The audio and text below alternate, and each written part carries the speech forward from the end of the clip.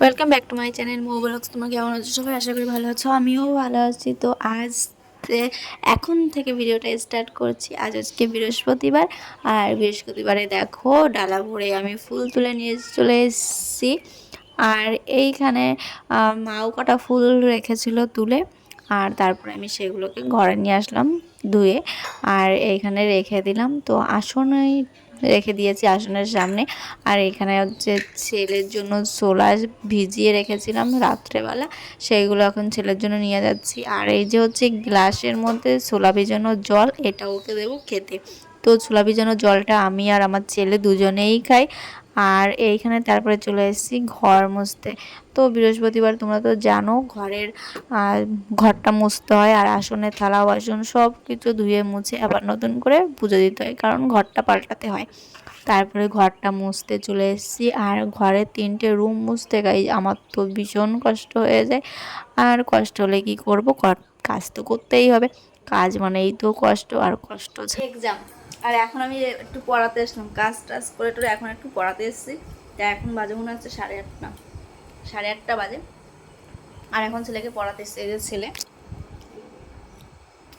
সারাক্ষণ শুধু দুষ্টুমি করে, পড়ার নামে ধন্ডন, বই পড়ে না, কিছু না। এত সময় একা একা কী পড়ছে নবরঙ্গা কে জানে। এখন আমি একটু পড়াই। তো চলো তোমাদের সঙ্গে পরে কথা বলছি। তো ছেলের হচ্ছে এক্সাম, তো ছেলেকে আবার বারান্দায় নিয়ে এসেছি, বলেছি যে আমি এখন একটু কাজ করবো, তো তুমি বারান্দায় বসো, না পারলে আমার কাছে আবার জিজ্ঞাসা করো। তার জন্য ও বারান্দায় চলে এসছে। আর দিদিমাও এখানে বসে পান থেতো করছে। তোমরা তো জানো দিদিমা পান থেতো করে খায়। আর আমি এইখানে চলে এসেছি রান্নার কিছু জোগাড় করতে, কারণ রান্না করতে হবে। আর তোমাদের দাদাভাই ঘুম থেকে উঠেছে, তার জন্য আবার চাও বসিয়েছি, কারণ তোমাদের দাদাভাইকে এখন চা বানিয়ে দেবো। তো ও যখন ঘুম থেকে ওঠে তখনই আমার চা বানিয়ে দিতে হয়। আর কিছু রান্নার জোগাড়ও করতে হবে, সেটাও সামলাচ্ছি। আর এখানে মা ইঁচড় কাটছে, আজ বাড়িতে হবে চিংড়ি ইঁচড়, ইঁচড় চিংড়ি সরি। তো সেটাই তার জন্যই মা এখানে ইঁচড়টা কেটে নিচ্ছে। আর দোকানের সামনে বসে, যেহেতু দোকানের সামনে একজন না একজন থাকতেই হয়, তার জন্য মা দোকানের সামনে বসেই সারাদিন সেই সবজি কাটতে থাকে সকালবেলায়। আর এইখানে দেখো আমি এখানে আলু ভেজেছি, আর কটা রুটি বানাবো। তো সেটা খেয়ে আমার ছেলে আবার যাবে পরীক্ষা দিতে। আর এইখানে দেখো তারপরে আবার চলে এসেছি জামা ইস্ত্রি করে দিতে। ও জামা ইস্ত্রি না করলে ও পড়তে চায় না, কারণ কি বলতো ছোটোবেলা থেকে ওরে পরিষ্কার পরিচ্ছন্নভাবে স্কুলে পাঠানো হয়েছে, তার জন্য ওর ওই অভ্যাসটা রয়ে গেছে জামা প্যান্ট ইস্ত্রি না করে দিলে স্কুলে পড়ে যাবে না। যেমন আমরা আগে স্কুলে যখন যেতাম তখন হয়তো মা পারতো না, কারণ বড় সংসার ছিল, কিন্তু নিজের জামাটা নিজে ভালোভাবে ইস্ত্রি করতাম বা দাদারা করে দিত, এরকম একটা ব্যাপার ছিল। সেই অভ্যাসটা রয়ে গেছে। আর স্কুলে ভালোভাবে না গেলে স্যাররাও ভালোবাসে না, আমি জানি। সেই জন্য ছেলেমেয়েকেও চেষ্টা করি যে ভালোভাবে পরিষ্কার পরিচ্ছন্নভাবে স্কুলে পাঠানোর। তার জন্য ছেলের জামাটা আমি এখানে ইস্ত্রি করে দিচ্ছি। যতই কষ্ট হোক, ওকে আমার পরিষ্কার পরিচ্ছন্নভাবেই স্কুলে পাঠাতে হয়। আর ও সেটাই পছন্দ করে, নোংরাভাবে স্কুলে যেতে চায় না। তার জন্য ওর সব কিছু আগে আমার জোগাড় করে তারপরে বাকি কাজগুলো আমার সামলাতে হয়। ওকে শান্ত রাখলে আমার সারা দিনটা শান্ত থাকবে, তার জন্য ওকে আগে স্কুলে ভালোভাবে পাঠিয়ে নিই। আর তোমাদের দাদাভাইয়ের জামাকাপড়ও আমাকে ইস্ত্রি করতে হয়, শুধু নিজেরটাই ইস্ত্রি করতে সময় পাই না। নিজের জামাকাপড় আমি কোনো সময় ইস্ত্রি করতে সময় পাই না, এটাই হচ্ছে আমার বড় প্রবলেম। আর সবারটা আমি করে দিচ্ছি। আর এখানে ছেলেকে বলছিলাম যে প্যান্টটা পরে নাও, কারণ ও দেরি হয়ে যাচ্ছে, ও বুঝছে না যে আমি জামাটা ইস্ত্রি করে দিই। আর ও বলছে মা প্যান্টটা আমার পরিয়ে দাও, পরিয়ে দাও। আমি বলছি তুমি বড় হয়ে গেছো, কেন তোমাকে প্যান্টটা পরিয়ে দিতে হবে, নিজেই তো পরতে পারো। আসলে ও আমার সঙ্গে একটু দুষ্টুমি করেছিল।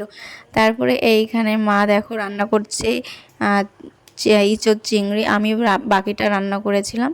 তা মাই বললো যে ইঁচড় চিংড়িটা মা রান্না করবে, তার জন্য মাই এইখানে রান্না করছিল। তা রান্না শেষ হয়ে গেছে, এখন আমি সবাইকে খেতে দেব, তার জন্য এইখানে ডাইনিংয়ে সব কিছু জোগাড়যন্ত্র করছিলাম। আর এইখানে দেখো আমি সব তরকারিগুলো বার করছি, যেহেতু রান্না করে রেখেছে। এইখানে হচ্ছে ইঁচড় চিংড়ি আছে, আর এখানে হচ্ছে আমের টক করেছি। আর এইখানে আগের দিন তোমরা দেখেছো যে থানকুনি পাতা তুলেছিলাম দিদিমা, অরিশ, আমি, সেইগুলো। হচ্ছে রান্না করেছি, ঝোল করেছি। আজকে আর বড়া করিনি, ঝোলই করে নিয়েছি। অনেক দিন ধরে বড়া খাওয়া হচ্ছে, এখন ভাবলাম যে একটু ঝোল করা যাক, তার জন্য একটু ঝোল করে নিয়েছি। শুকিয়ে গেছে, বর্ষার সময় কত জল ছিল আর এখন পুরো জল শুকিয়ে গেছে। ওইখানে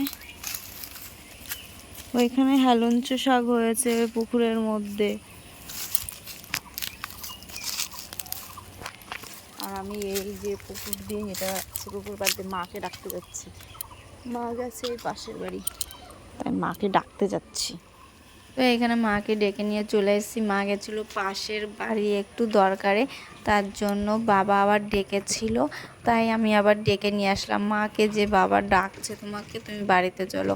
তাই মাকে ডেকে নিয়ে আসলাম। আর আমাদের বাড়ির পাশে তো পুকুর, তোমরা দেখতেই পেরেছো। তো রাত্রিবেলা তারপরে আবার চলে এসেছি দেখো একটু টিফিন করতে। তো হচ্ছে এইখানে চাউ করতে চলে এসেছি, ডিম দিয়ে আর চিকেন দিয়ে করব। একটু চিকেন ছিল ঘরে, ফ্রিজে রাখা ছিল, সেই চিকেনটা দিয়ে আজকে হচ্ছে চিকেন চাউ বানাবো। তো এইটা হচ্ছে দিদিমার, কারণ দিদিমা তো জানো যে চিকেন চাউ খায় না। দিদিমার চিকেন কি, দিদিমা তো পেঁয়াজ রসুন কিছুই খায় না, তার জন্য দিদিমার জন্য আলাদা করতে হয়। আর এই দেখো আমার বাটি, আর ছেলে বারান্দায় বসে খাচ্ছে, আর আমি ঘরে নিয়ে এসেছি। তো ভয়, এত ভয়, আমাকে নিয়ে এসেছে ঘুমোতে।